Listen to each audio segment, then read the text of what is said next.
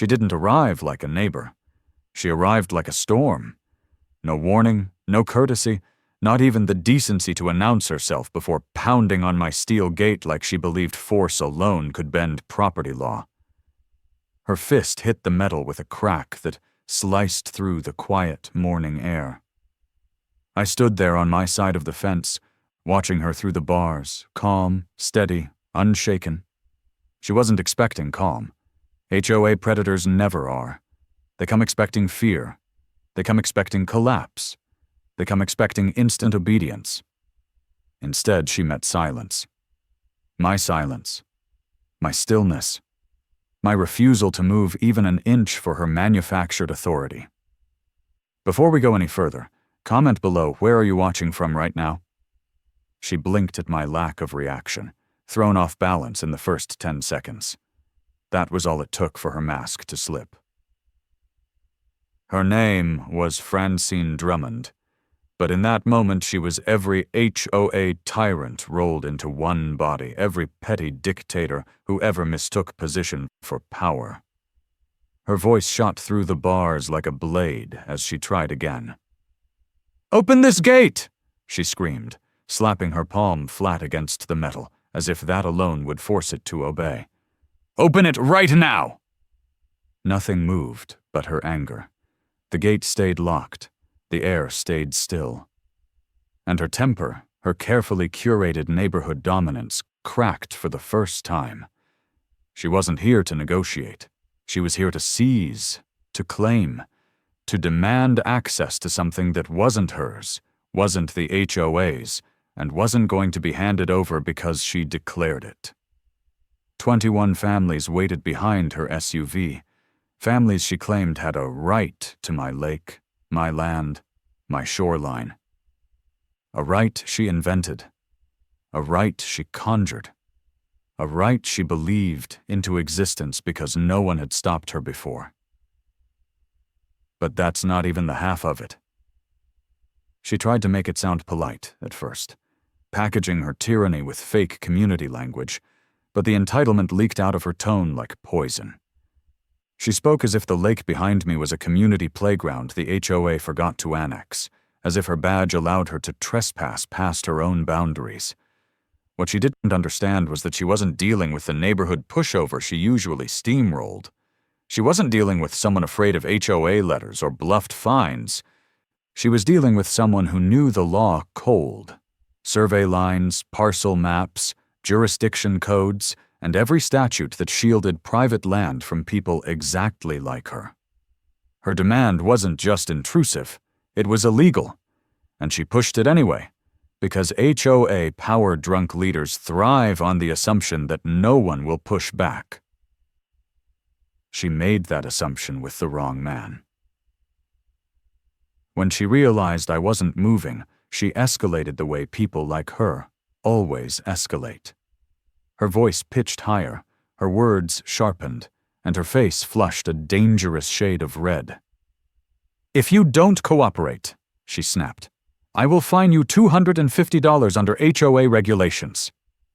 She held up the paper like it was a federal warrant instead of a useless sheet she printed in her living room. The audacity in her tone was unmistakable, the kind that only grows in people who have gotten away with intimidation for far too long. She thought I would crumble the way others had crumbled. She thought I would fold for the sake of neighborhood peace, the way tired homeowners often do. But I wasn't tired, I wasn't intimidated, and I wasn't under her jurisdiction. I didn't even look at the paper she waved. I kept my eyes on hers and said the line that detonated everything still ahead of us. My land, my lake. 4 words, no yelling, no trembling. No apology. Just the truth delivered with the calm of someone who knows exactly where the law begins and ends. Her expression twisted. Not in confusion. She understood perfectly well what those words meant. What twisted was her ego. It bent. It buckled. It snapped.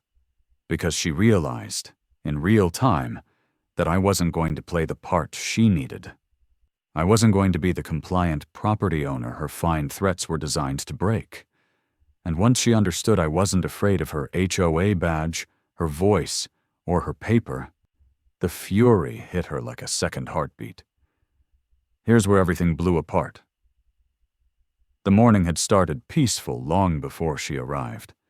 The lake behind me was still as polished glass, the pine needles barely shifting in the soft wind, the air carrying nothing but the scent of water and timber. This land was why I moved here, why I signed the deed 3 years ago after retiring early from environmental engineering. I chose this place because it was quiet, independent, untouched by the petty rules plastered across subdivisions like Oakridge Meadows.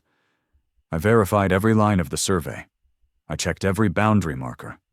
I hired a second county cartographer to double confirm the parcel lines. I didn't buy land that flirted with HOA borders. I bought land outside them. Deliberately, strategically, and permanently. The lake sits entirely within my lines, fed by a spring that existed here long before fences, roads, or homeowners associations. But none of that mattered to Francine. She didn't recognize boundaries unless she drew them herself. She didn't accept limits unless she wrote them into HOA bylaws. And she didn't respect anyone's property unless she believed it somehow benefited her subdivision. She had been circling this lake for 2 years, making small comments at community events, hinting at shared access, dropping suggestions about 4th of July gatherings, family barbecues, seasonal activities. Back then, I laughed it off. I thought she was just overly enthusiastic, the way some HOA board members get when planning events. I didn't realize she was mapping her future claim on my land. I didn't realize she saw my lake not as a private resource but as an opportunity she wanted to seize. Quietly at first, then aggressively when met with boundaries. That was my mistake. I underestimated how far she was willing to go. She stood on the other side of my gate now, not asking anything, demanding everything. The locked metal between us wasn't a deterrent. It was an insult to her imagined authority. She stared at the sign that read, "Private Property," like it personally offended her, as if the sign contradicted her worldview, as if the sign lied. To her, my lake wasn't private.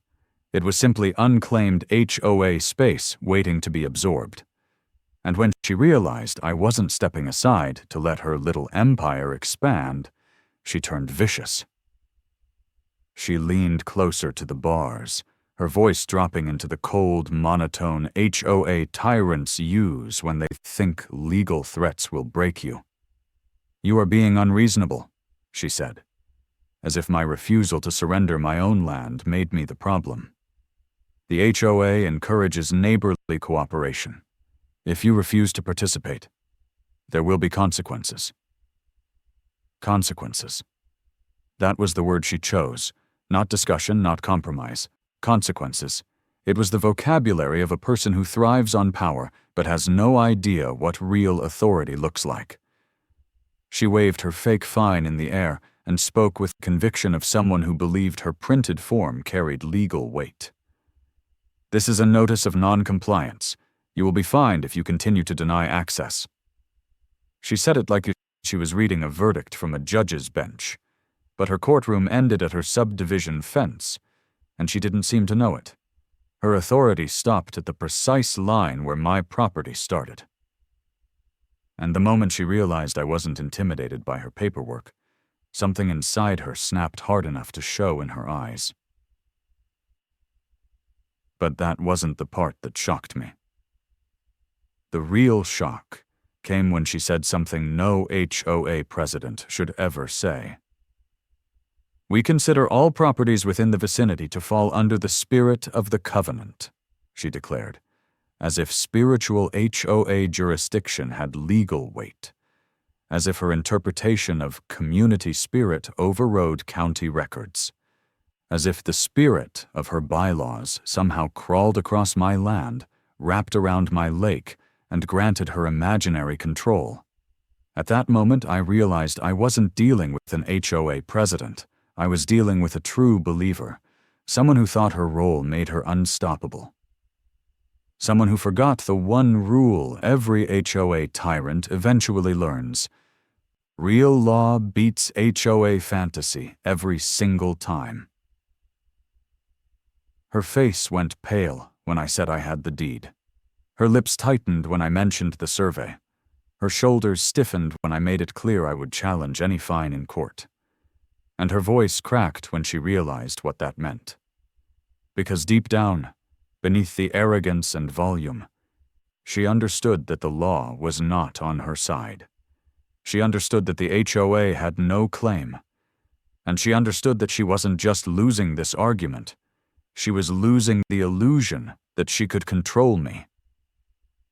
Her final words before she spun toward her SUV were sharp enough to expose every crack in her ego. "We'll see about that," she hissed, her voice trembling with the fury of someone who had never been told no before. She didn't walk away. She marched, fast, aggressive, stomping the gravel like it had insulted her too. She ripped open her SUV door, slammed it so hard the frame shook, and sped off without looking back. But I wasn't watching the road.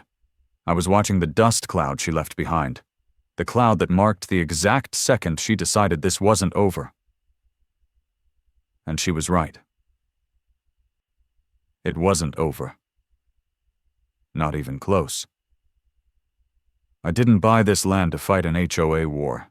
I bought it because quiet meant something to me, more than space, more than privacy, and more than ownership. Peace has a sound. You feel it before you hear it. It's in the stillness of a lake before sunrise, in the way pine trees absorb the wind instead of bending to it, in the solid, grounded silence that tells you the world cannot reach you unless you allow it. That's why I signed the deed 3 years ago. That's why I put my entire life savings into this place. After 22 years, working in environmental engineering, half of it in the field, half of it in federal compliance enforcement, I was done dealing with bureaucratic incompetence, code violators, and people who believed authority belonged to whoever yelled the loudest. I had walked through more courtrooms and county offices than most attorneys, sat across tables from people who tried to manipulate regulations they didn't understand, and enforced enough statutes to recognize exactly when someone was bluffing. Francine's bluff wasn't new to me. I'd seen her type 100 times, just never at my own gate. When I retired, my colleagues threw me a small farewell dinner. One of them, a county enforcement captain, put a hand on my shoulder and told me something I didn't fully understand until now. "You're going to run into people who think they can bend land law just because no one has stopped them yet," he said. "Remember, documents win. Always." And that's exactly how I'd lived since moving here. My property records were pristine. My survey was triple certified. My parcel boundaries were registered with the county and the state. I had everything locked in a fireproof safe, not out of paranoia, but out of discipline. A man who spends 2 decades ensuring environmental compliance learns quickly that the difference between peace and conflict often lies in a stack of properly filed documents. And those documents were the reason Francine Drummond never stood a chance, though she didn't know it yet. My neighbors used to joke that I ran my property like a military installation. I didn't correct them. I'd spent too many years around people who understood precision, who respected procedure, who could read topographical maps in their sleep. Even after leaving that world, the habits stayed with me.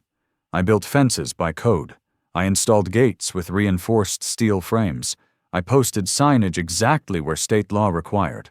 I kept a binder filled with every relevant statute regarding private lakes, easement rights, riparian boundaries, and HOA jurisdiction limitations. Not because I expected trouble, but because trouble always finds the places that look undefended. And Francine mistook my quiet living for weakness. She had no idea who she was dealing with.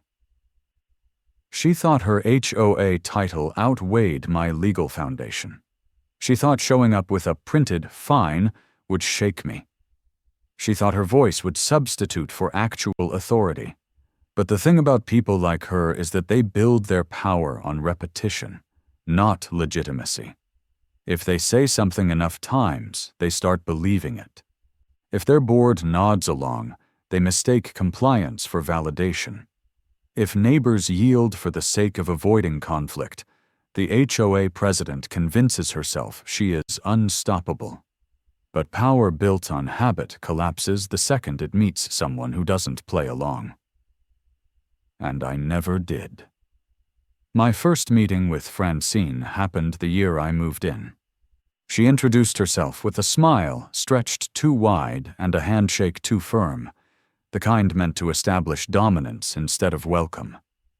She mentioned the lake twice in the first 5 minutes, told me how beautiful it was, told me how unfortunate it was that the community didn't have access, told me how wonderful it would be if I considered sharing it for neighborhood events. Back then, I kept things polite. I simply said the lake wasn't available for public use. But the look she gave me, tight, assessing, calculating, should have told me everything I needed to know. People like Francine don't hear no, they hear not yet. The second time we spoke, she was more direct. She told me the HOA had been working on a long-term community amenities plan. And while my property wasn't currently part of the association, there were conversations happening about expanding the HOA borders for the sake of unified neighborhood identity. That sentence was a red flag wrapped in a smile. No HOA can forcibly absorb land already recorded outside its boundaries. Not legally, not ethically, not without years of litigation and unanimous consent from property owners. And yet she spoke as if the process were already underway, as if my agreement were a mere formality. She floated the idea like it was harmless. I shut it down politely but firmly. She didn't appreciate that. But here's the truth. I had been trained for people like her. In my job before retirement, I dealt with environmental disputes involving corporations, private owners, HOAs, and municipalities. I reviewed contracts, deciphered regulatory codes, and enforced state and federal compliance standards. I testified in hearings. I presented evidence at county audits. I knew how to read deeds, plats, title abstracts, and every obscure clause people hoped no one would notice. While others skimmed documents, I dissected them. While others guessed, I confirmed. That background made me immune to HOA bluffing. It made me immune to the intimidation tactics people like Francine rely on. And it made me dangerous to her plans. Because once someone threatens your property rights, once someone tries to manufacture authority they don't legally possess, the conflict is no longer personal, it becomes structural. People like Francine don't operate alone. They use their boards as shields, they use their newsletters as weapons, they use community pressure as leverage. But I had spent my entire career unraveling manufactured authority. I had dismantled false claims. I had stopped illegal attempts to seize land under vague interpretations of public benefit. I had faced people with far more power than an HOA president, and I beat them using nothing but documentation and discipline. So when Francine stood at my gate, shaking with entitlement, I wasn't shaken back. I felt nothing but clarity. She thought she had authority. She thought her bylaws extended past her subdivision. She thought her title placed her above the law. But all she had was a laminated badge and a stack of unenforceable threats. She didn't know how exposed she truly was. I remember walking back to my house after she sped off, gravel spinning behind her tires. I didn't rush. I didn't lock the gate behind me. It was already locked with reinforced hardware she had no tool to break. I walked past the tree line toward the lake, the surface still quiet and untouched. On the dock, I stood for a moment and let the calm settle back over me. People like her try to infect the air around them with stress, but the lake was too grounded for that. Then I turned and made my way toward my office, where the fireproof safe waited. Inside were the documents that made her entire threat irrelevant. The deed stamped with the county seal. The survey mapped with elevation lines and reference markers. The title history clean for decades. The parcel classification recorded outside HOA boundaries since the original platting. And the affidavit I signed during purchase acknowledging I understood the land was exempt from HOA jurisdiction. These weren't just papers. They were weapons. And in the right hands, they were definitive. While she was out there believing she could find me, I had the legal equivalent of a steel wall at my back. Still, something told me she wouldn't stop here. People like Francine never retreat after the first confrontation. They escalate. They regroup. They strategize. They weaponize ignorance. And they come back believing the next attempt will break you where the first one failed. I understood her psychology long before she understood mine. That's what experience gives you, the ability to see 3 moves ahead while someone else thinks they're pressing the board back into place. She left angry. She would return calculated. And I knew that whatever came next wouldn't be a conversation, it would be paperwork. The only question was what kind. A letter? A meeting notice? A formal violation? A fabricated jurisdiction claim? A threat disguised as community outreach? It didn't matter. I was ready for all of it. Not with emotion, not with outbursts, with precision, with preparation, with the same methodical discipline that had carried me through decades of high-stakes disputes.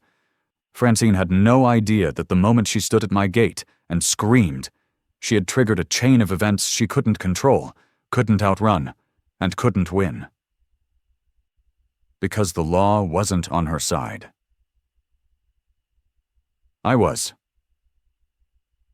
And when someone walks into a fight holding imaginary authority, while the other person holds certified, documented, county-recorded jurisdiction, the outcome is already written. She just hadn't read it yet. If you want to understand why people like Francine Drummond behave the way they do, you have to understand the machine behind them, an HOA structure built not on fairness or transparency, but on a hierarchy of silent intimidation, passive compliance, and selective enforcement. Most people imagine HOAs as harmless neighborhood committees, the kind that argue about mailbox colors and holiday lights. But behind the manicured lawns and friendly newsletters lies a system engineered to reward control and punish resistance. Francine didn't rise to the top by being helpful. She rose by being feared. She learned early that authority inside an HOA isn't earned through competence, it's seized through dominance. And once someone like her grabs power, the structure shapes itself around their personality, like concrete hardening around steel. The Oakridge Meadows board had 5 members on paper, but only one voice that mattered. Every decision, every rule interpretation, every enforcement action flowed through Francine. She ran meetings like courtroom hearings. She wrote newsletters like propaganda briefs. She convinced her board that questioning her decisions was divisive, and she framed dissent as a threat to community unity. People fell in line because it was easier than dealing with her. Most homeowners just wanted to grill on weekends, mow their lawns in peace, and avoid confrontations with the woman who had weaponized every tool an HOA gives its president. Under her, the board stopped acting like elected representatives and started serving as an approval stamp. Votes were unanimous because no one dared vote against her. Violations were issued based on her mood, not the rules. Fines were applied selectively to the quiet, the compliant, the people who couldn't risk conflict, and over time, Francine built something far more dangerous than authority. She built belief. The board believed her interpretations were law. The residents believed her claims were grounded in policy. And Francine believed she was untouchable. That belief was the foundation of everything she did. It was also the foundation that would eventually collapse under its own weight. Before my conflict with her, I had watched the HOA from a distance, the same way you watch a machine run and wait to see which gear fails first. The first sign came during the holiday season 2 years ago. A family down the street put up a simple string of white lights a week before the allowed date. The lights were tasteful, quiet, barely noticeable. But Francine treated it like a direct challenge to her authority. She marched down their driveway with a clipboard in hand and issued a violation on the spot, citing a line in the bylaws so obscure most residents didn't know it existed. The next week, she fined a man for leaving his trash cans out for 2 hours past the pickup window, even though everyone knew he had been dealing with a medical emergency. When people murmured about it, she dismissed their concerns in a newsletter, stating that rules only matter when enforced consistently, a line she quoted only when it suited her. But the real sign of rot came the year before I confronted her. The board held a vote on a budget increase that would raise dues for every homeowner. 3 of the 5 members opposed the increase, but when the official minutes were published, they listed the vote as unanimous. Someone had rewritten the record. Someone had falsified a vote. And only one person controlled the minutes: Francine. She presented the change as a clerical correction, claiming the board had misremembered the meeting. That lie went unchallenged because people were tired, busy, overwhelmed. Power thrives where people are exhausted. And she knew it. Her grip tightened with every unchallenged decision. Meetings became performative. Questions were discouraged. Concerns were brushed aside as negativity. The HOA attorney, someone hired years before Francine took over, suddenly stopped attending board sessions.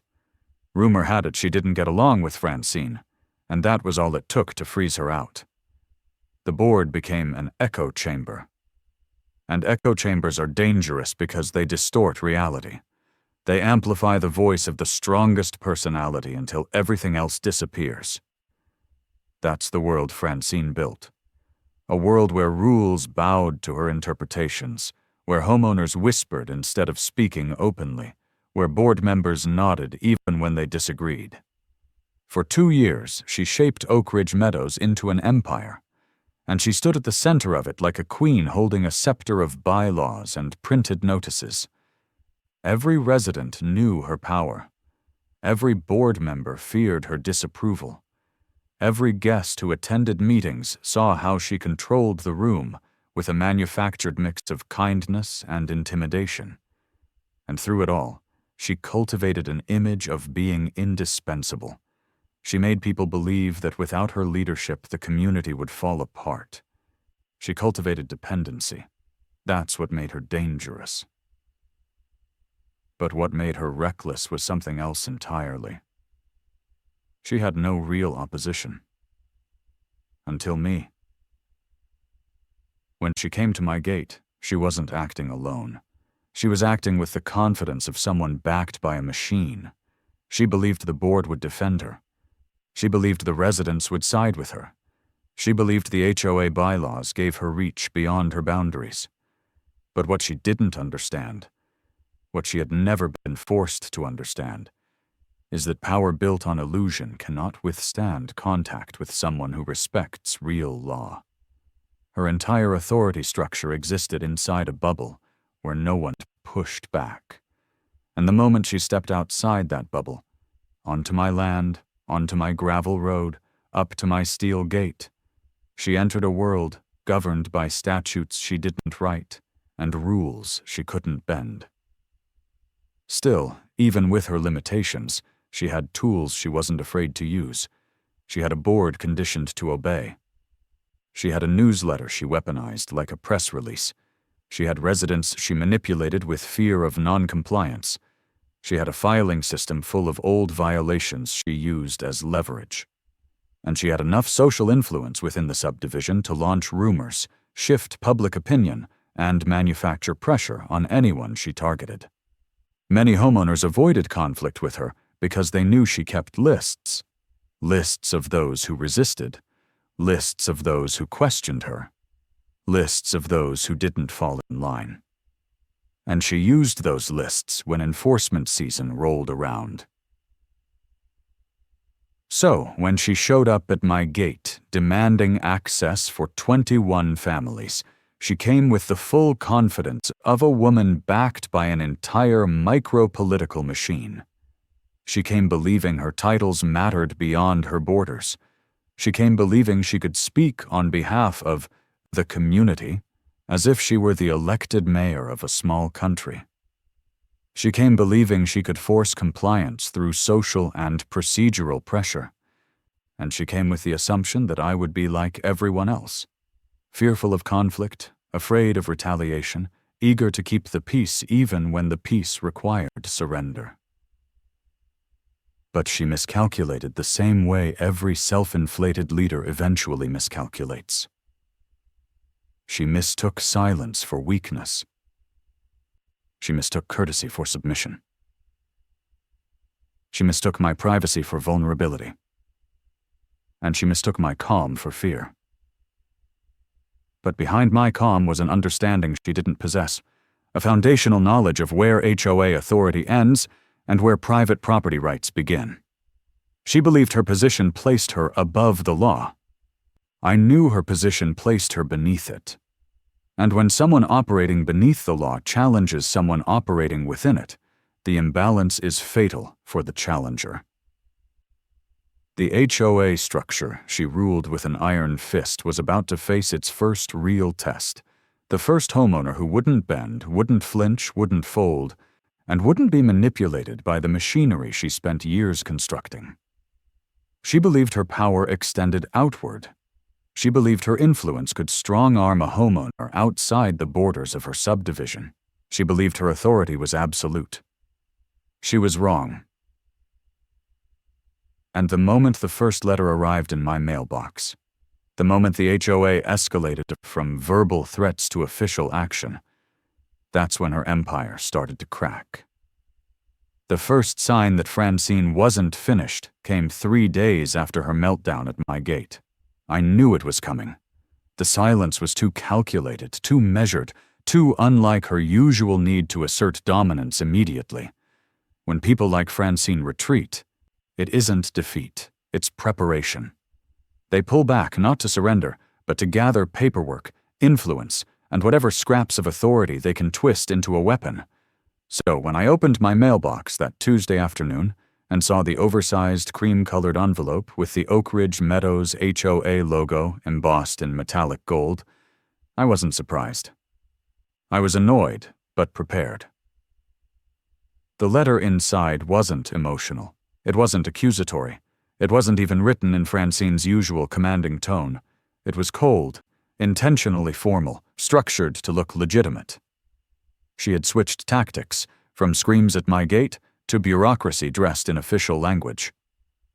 The letter invited me to a special board meeting scheduled for May 25th at 7 p.m. to discuss my failure to cooperate with community wellness initiatives. That phrase told me everything I needed to know. This wasn't about wellness, it wasn't about community, and it certainly wasn't about cooperation. It was a public setup, a stage she designed to pressure me in front of her residents, to turn me into the villain, to shame me into opening my land through manufactured consensus. She wanted an audience. She wanted spectacle. She wanted control through numbers. But what she didn't understand was that I had something she couldn't challenge, twist, or overrule: documentation. I didn't waste time. I brought the letter inside, placed it on my kitchen table next to the deed, the certified survey, and the printed copies of county jurisdiction maps I had kept since purchasing the land. Then I opened the safe and pulled out everything related to my property: records, titles, receipts, boundary markers, and the original sale documents with signatures from the previous owner and the county registrar. Every page reinforced the same truth. My land was outside their authority, but truth only wins when prepared. And I had no intention of walking into Francine's staged tribunal without every weapon the law gave me. The next morning, I called the county recorder's office. A clerk put me on hold for less than a minute before confirming exactly what I already knew. No HOA covenants had ever been attached to my parcel. Parcel 47B, 8.3 acres, recorded independently and exempt from subdivision obligations since the original plat was filed decades ago. But confirmation wasn't enough. I asked for certified copies. The clerk told me they would be ready in 2 days. That meant when I stepped into that meeting, I wouldn't just have information. I'd have sealed, stamped, county-issued proof. The days leading up to the meeting revealed the next layer of Francine's power structure. A quieter, more insidious social network that didn't rely on rules, but on whispers. The HOA posted a new sign near their mailbox cluster, announcing the upcoming meeting. The words, "All residents encouraged to attend," were underlined twice, even though I wasn't a resident and was never meant to be one. But that didn't matter. The message wasn't about accuracy. It was about attention. Francine wanted turnout. She wanted witnesses. She wanted the community gathered like an audience in a courtroom where she played judge, jury, and executioner. And the whisper campaign spread faster than the ink on her printed notices. At the gas station, a man I barely recognized asked if I planned on working things out with the HOA. His tone didn't sound hopeful. It sounded rehearsed. At the hardware store, a woman mentioned disputes over community access to recreational areas, as if my private lake were a public park, and I was a selfish gatekeeper blocking the children of the neighborhood from splashing in property I legally owned. Each statement came wrapped in politeness but stained with suspicion. Francine wasn't just preparing paperwork, she was preparing public sentiment. But here's where everything blew apart.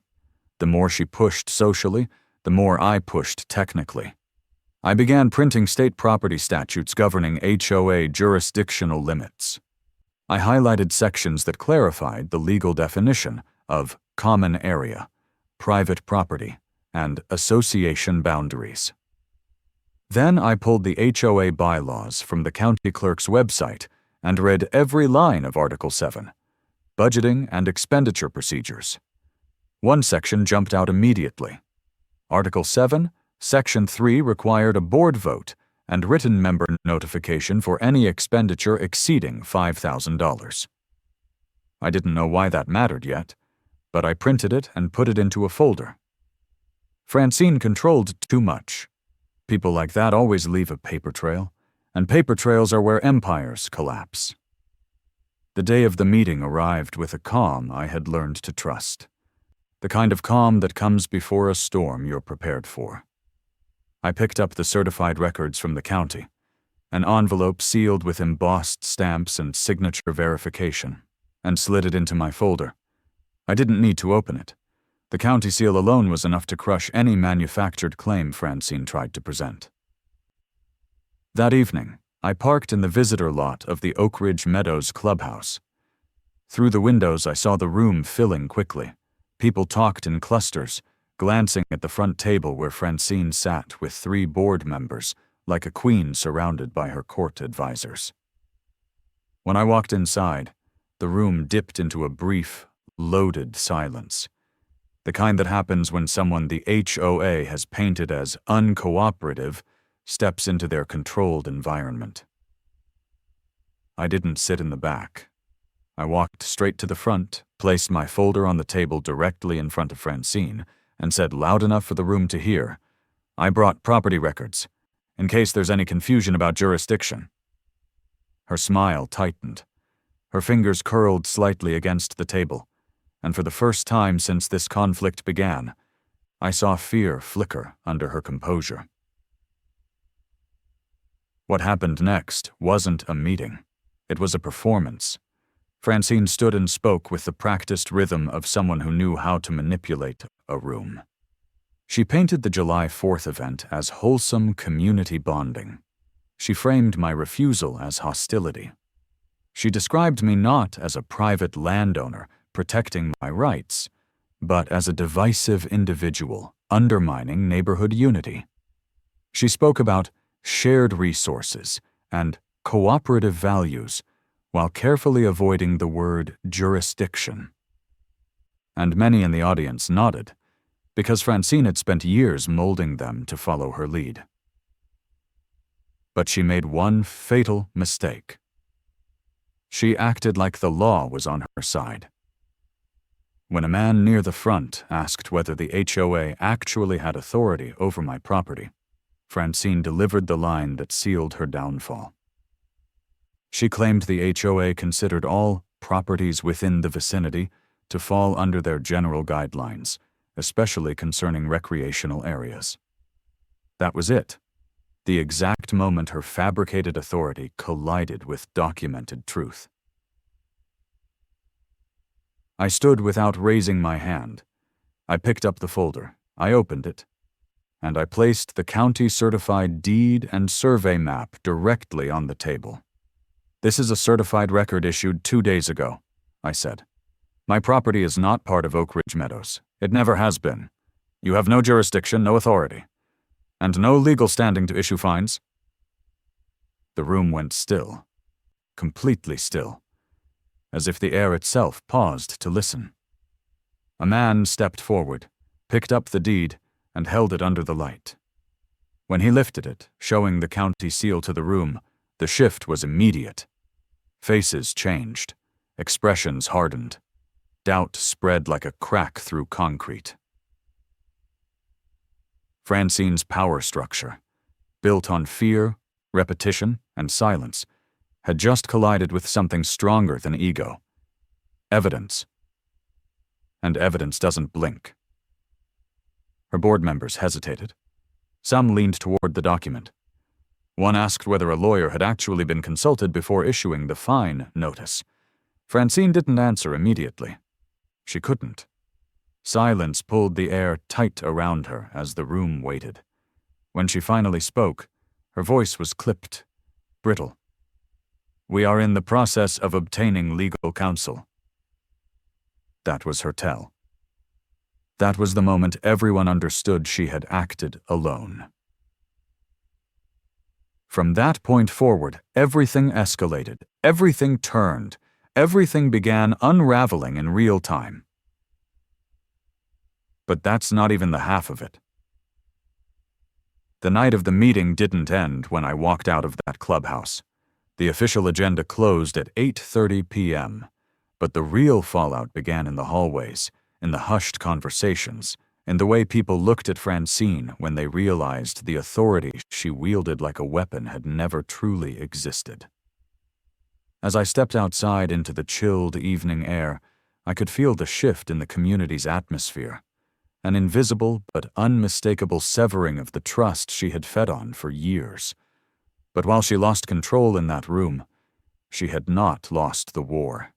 Not yet. People like Francine don't accept humiliation. They retaliate. They regroup in the shadows. They wait for an angle. And when they find one, they strike fast, hoping momentum will compensate for weakened power. I expected retaliation. I just didn't expect how quickly she would escalate. Only 2 days passed before the first sign arrived. Not from Francine directly, but from the county. A notice landed in my mailbox claiming an anonymous complaint had been filed, alleging that my lake was being used for unregistered commercial activities. The accusation was laughable, but not surprising. Francine was done playing above the table. She was done pretending this was about community spirit. She had moved on to bureaucratic warfare. That's the last refuge of HOA tyrants, weaponizing the system instead of the rules. She knew she couldn't find me, but she also knew county procedures were slow, rigid, and required inspections once complaints were filed. It wasn't about winning. It was about exhausting me, slowing me, cornering me in paperwork she hoped would wear me down. But she forgot who she was dealing with. I had spent years navigating federal compliance mazes. I had survived environmental audits that made HOA complaints look like kindergarten worksheets.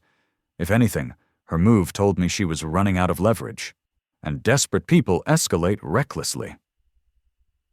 The county inspector arrived on June 20th.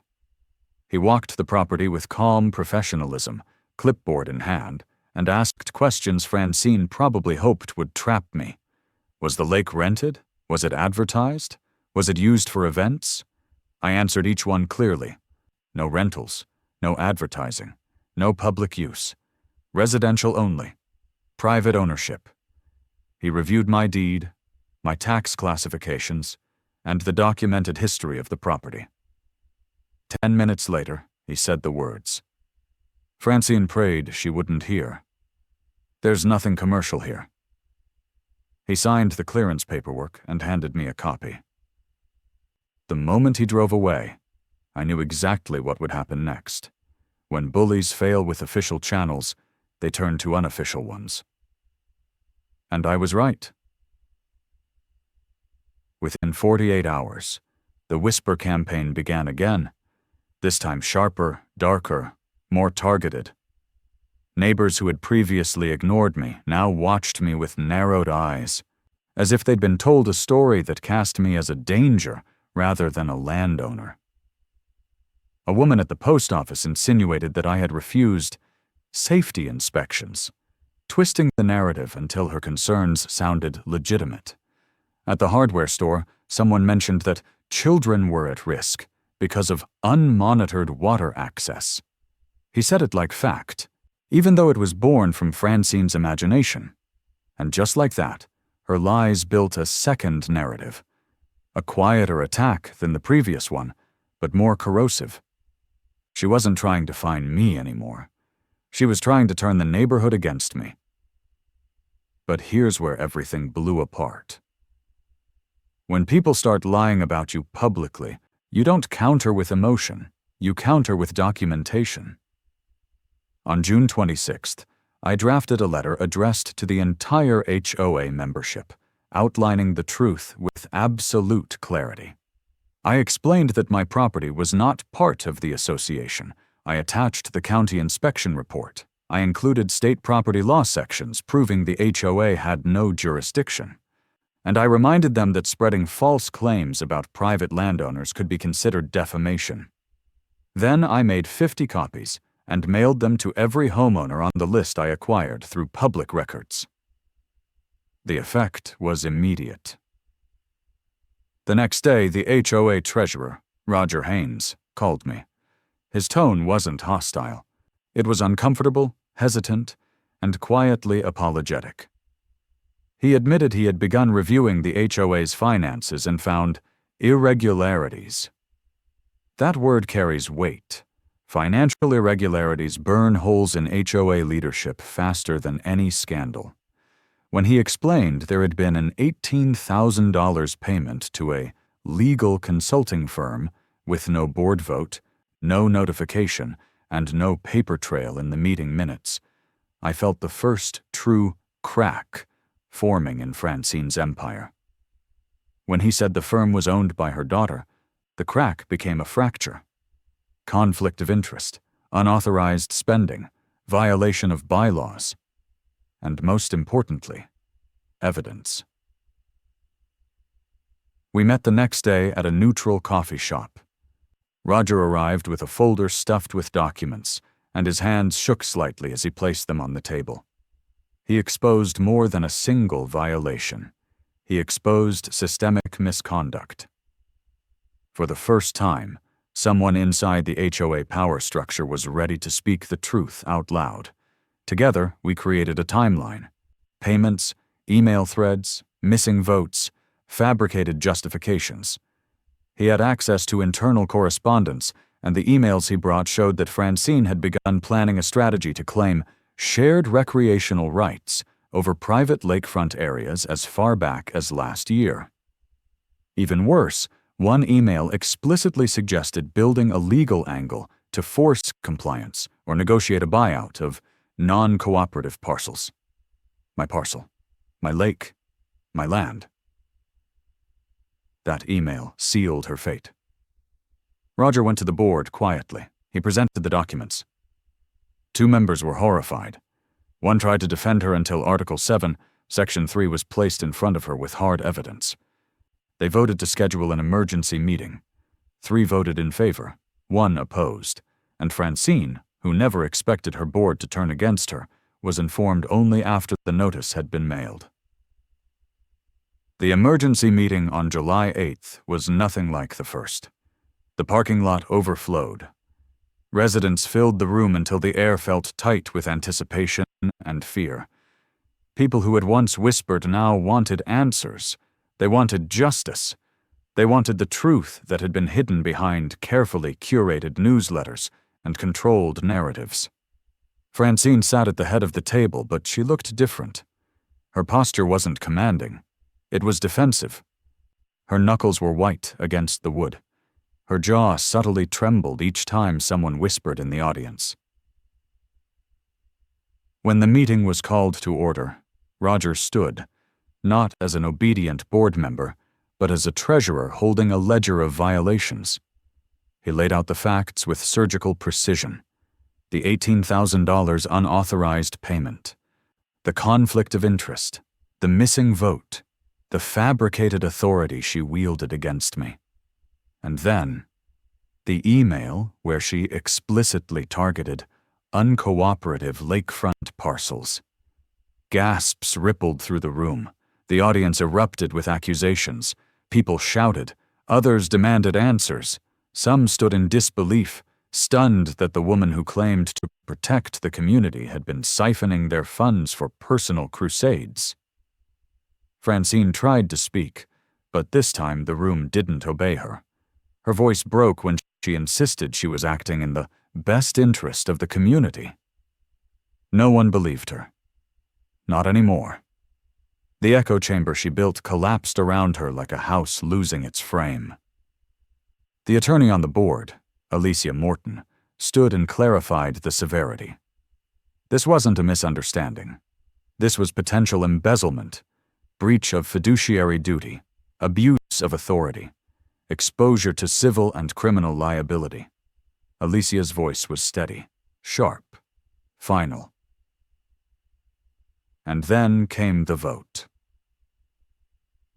87 members raised their hands to suspend Francine immediately, pending investigation.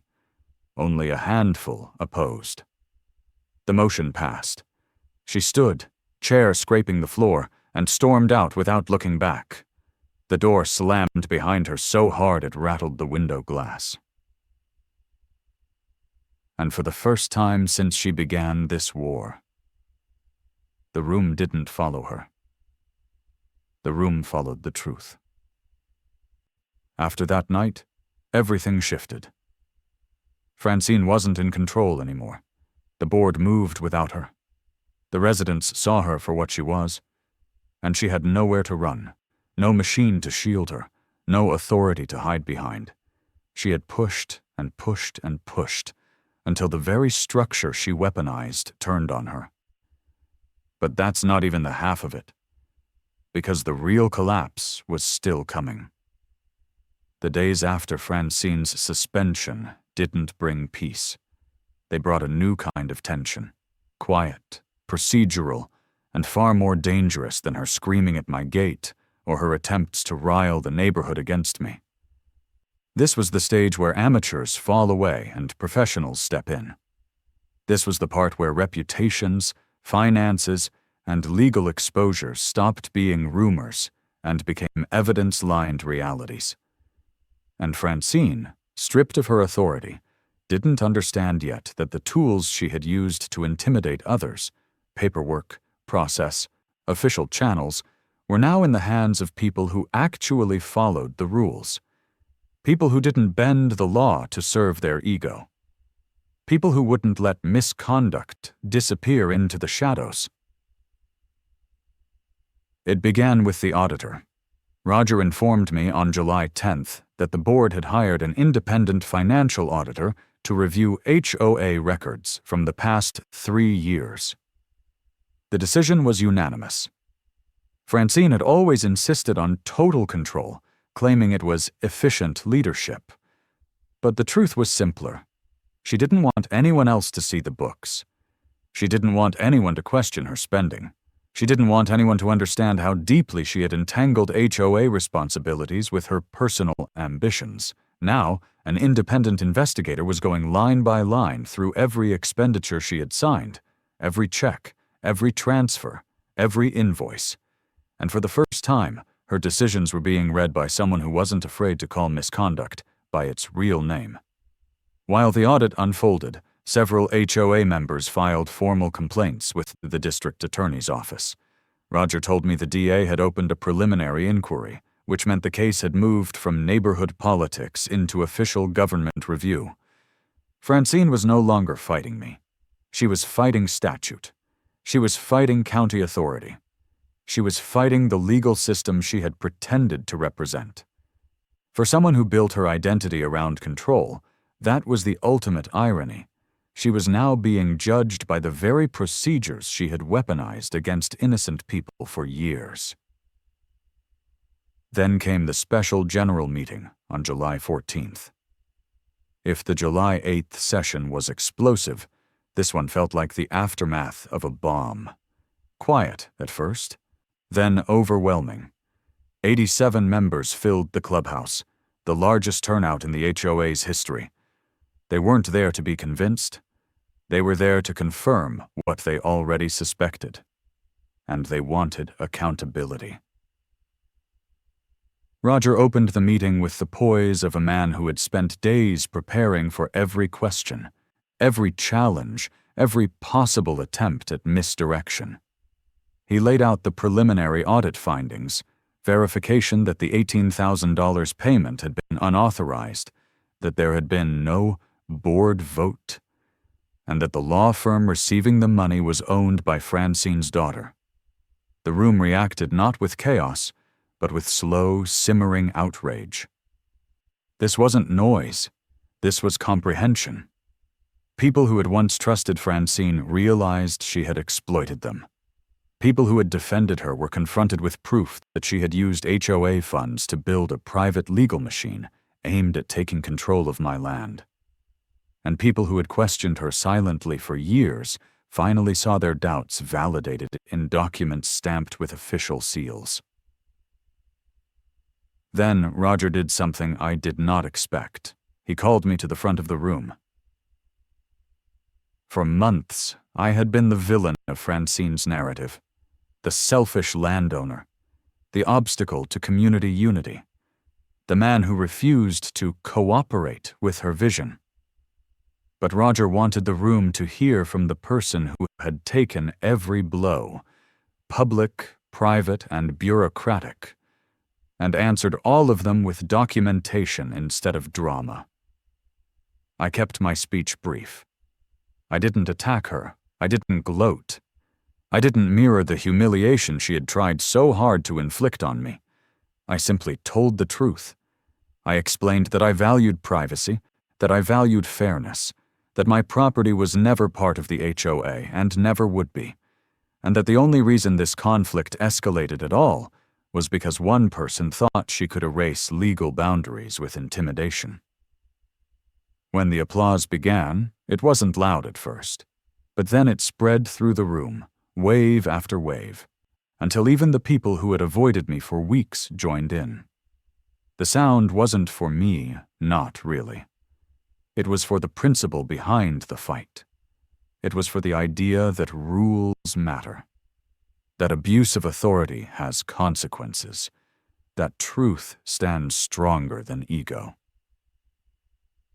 Then Alicia Morton, the real estate attorney on the board, rose and addressed the room. She didn't soften her words. She didn't dance around implications. She laid out the legal ramifications clearly: unauthorized expenditure, conflict of interest, fiduciary breach, civil exposure, potential criminal liability. She concluded with a motion to remove Francine permanently from the board and pursue restitution for the misappropriated funds. The vote was unanimous. 87 in favor. 0 opposed. Francine wasn't just suspended anymore. She was dismantled, removed, unmasked. The structure she had built through intimidation, manipulation, and manufactured authority collapsed in a single night, reconstructed not by whispers, but by evidence. The HOA had finally seen her, and they weren't looking away again. The aftermath was immediate. The district attorney's office confirmed that a criminal inquiry was underway. The auditor continued digging, uncovering smaller irregularities that, while not criminal, painted a broader picture of a leader who believed she was untouchable. And the board passed new bylaw amendments lowering the expenditure approval threshold from $5,000 to $3,000, ensuring that no one, ever again, could operate above accountability. On August 5th, Francine returned the $18,000 to the HOA through a certified check. Roger told me the payment was delivered quietly, without argument. She did it because she had no choice. Her lawyer told her compliance was her only path to avoiding prosecution. But the story didn't end there. She still owed an additional $2,500 in damages. She had 30 days to pay or face civil litigation. And before the month was over, she put her house on the market. Within 90 days, she and her family were gone, relocating to another county where her reputation wouldn't precede her. But the most important moment came on August 20th. I received a certified property line affidavit from the county recorder's office. It confirmed, in formal language and stamped authenticity, that Parcel 47B, my land, my lake, my boundaries, was fully outside HOA jurisdiction. No covenants, no obligations, no authority over me whatsoever. I framed it and hung it in my office. Because that piece of paper wasn't just proof, it was a monument. A monument to standing firm, to refusing intimidation, to answering manipulation with facts, to trusting the system when you understand it better than the person trying to use it against you. Francine tried to take what wasn't hers. She tried to weaponize authority she didn't have. And in the end, she paid for her mistakes with her position, her money, and her reputation. But that's not even the entire victory, because the final chapter wasn't hers. It was mine. By the time the final stretch of this war arrived, the tone of everything had shifted. The panic, the whispers, the petty manipulations, the manufactured authority, every tactic Francine once hid behind had evaporated. Her voice no longer echoed through the subdivision. Her newsletters no longer stirred anxious conversations. Her presence no longer carried weight. She had become what she never thought she would be, irrelevant. And while she vanished into the background, the system she once tried to twist began correcting itself with a precision she never imagined possible. The HOA didn't just suspend her. They rebuilt themselves around the wreckage she left behind. Roger told me he had never seen the community so unified, not in celebration, but in accountability. They combed through every year of financial records she had touched. They reviewed every expenditure she had approved. They confronted every corner of the organization she had manipulated. And in every conversation, every meeting, every statement, one truth kept rising to the surface. This never had to happen. The only reason it did was because one person believed the rules didn't apply to her. Then came August 5th, the day Francine returned the $18,000 she had taken from the HOA's budget. She walked into the county clerk's office early in the morning, head lowered, jaw tense, and handed over a certified check with her signature on it. Roger was there. He watched her sign the receipt. He watched her walk out without speaking to anyone.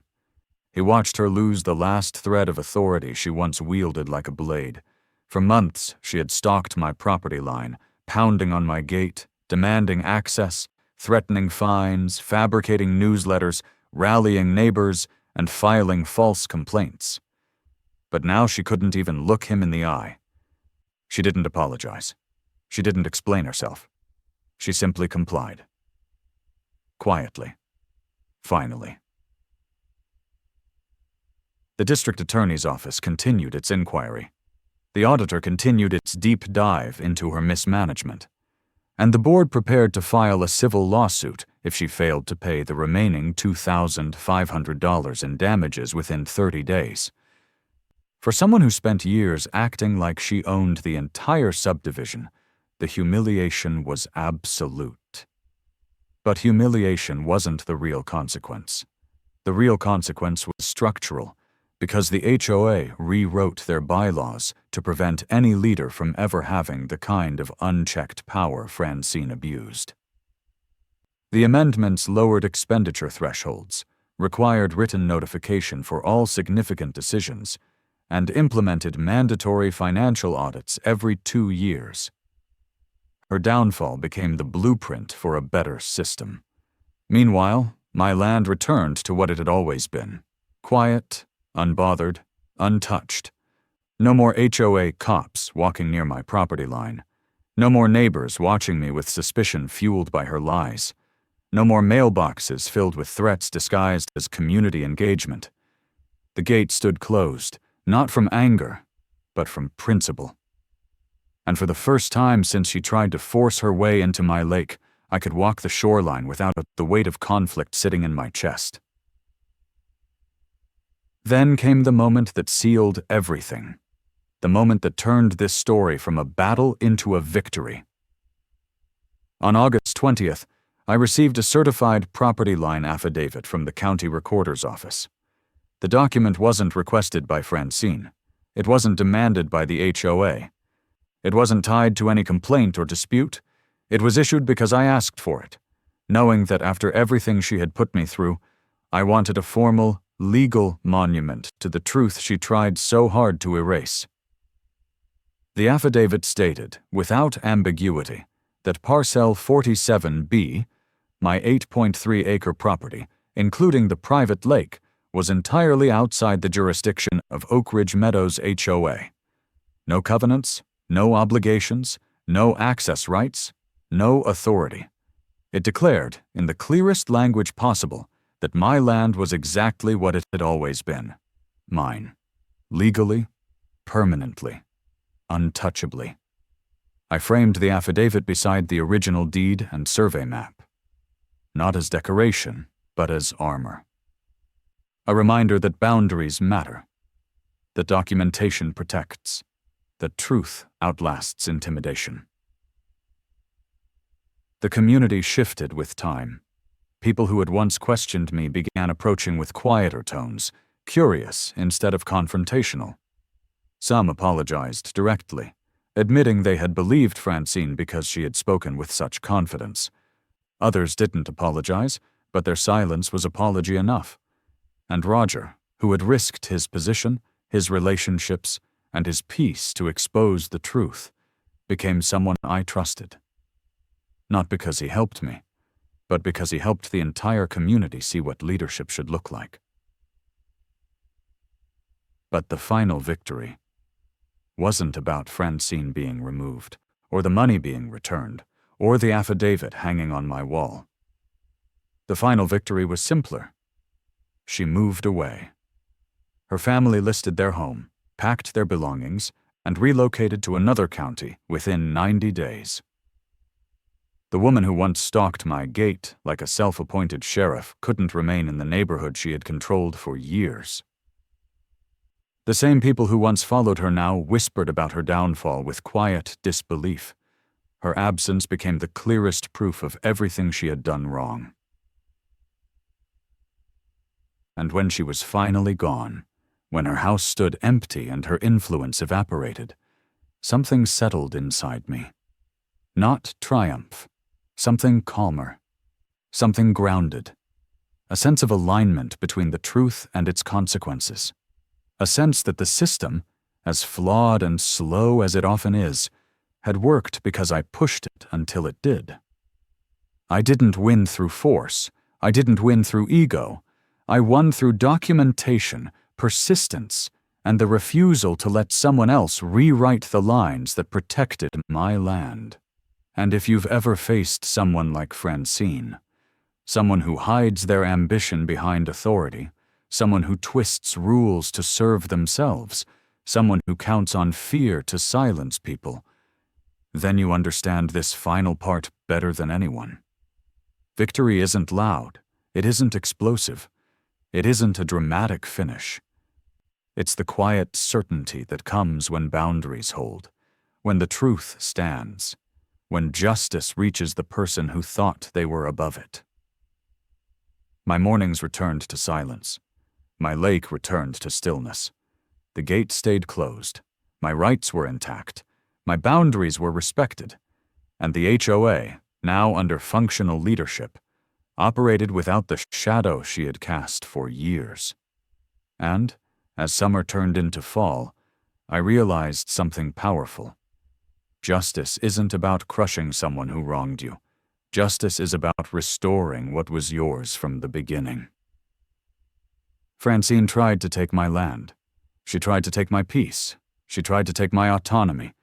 And in the end, she lost everything she built trying to steal what she never had a right to touch. If you've ever had to fight for your property, your boundaries, or your dignity, leave a comment and tell me your story. And if you believe in holding abusive HOA leaders accountable, subscribe to HOA Justice. Because as long as there are people like Francine, there need to be people like us. We don't back down. We don't bend.